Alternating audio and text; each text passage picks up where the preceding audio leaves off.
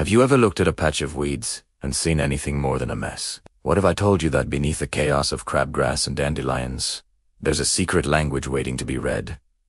A language of history, of love, and even of murder. This is the story of Dr. Alara Vance, an ethnobotanist who inherited a mystery hidden in plain sight. Her journey begins at the overgrown Blackwood Manor, a place developers saw as a tear-down site, but Alara saw it as a library. Armed with the faded journal of a 19th-century botanist named Silas Thorne, she wasn't there for the decaying mansion. She was there for the weeds. Silas was considered a madman in his time. He believed plants had a kind of memory, that they could record history in their very leaves and roots. He wrote, "The garden is not a wilderness.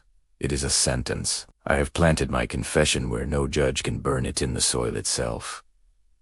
A strange plant with purple-veined leaves. A plant that shouldn't exist in North America. It wasn't a weed. It was a bookmark." Over the next few weeks, Alara mapped the garden, not by its layout, but by how the plants interacted. She discovered the garden was designed like a human nervous system. A path of silver-tongued nettle, a plant historically used to induce truth-speaking, led to the center. But these nettles leaned away from the morning sun. Silas's journal explained why. Beside them, he had planted arsenic lilies. The lilies had absorbed poison from the soil, and the nettles recoiled from it, pointing to a dark secret. Silas wrote that his love, Eleanor, didn't die of natural causes. She was murdered, and the plants were his silent witnesses. At the heart of the garden stood a grieving willow. Silas's journal called it a hydrorecorder, claiming water holds memory. He wrote that he had buried canisters beneath its roots, using ground-penetrating radar. Alara found a metal box tangled in the tree's embrace. Inside were not jewels, but vials of seeds labeled with emotions. Regret.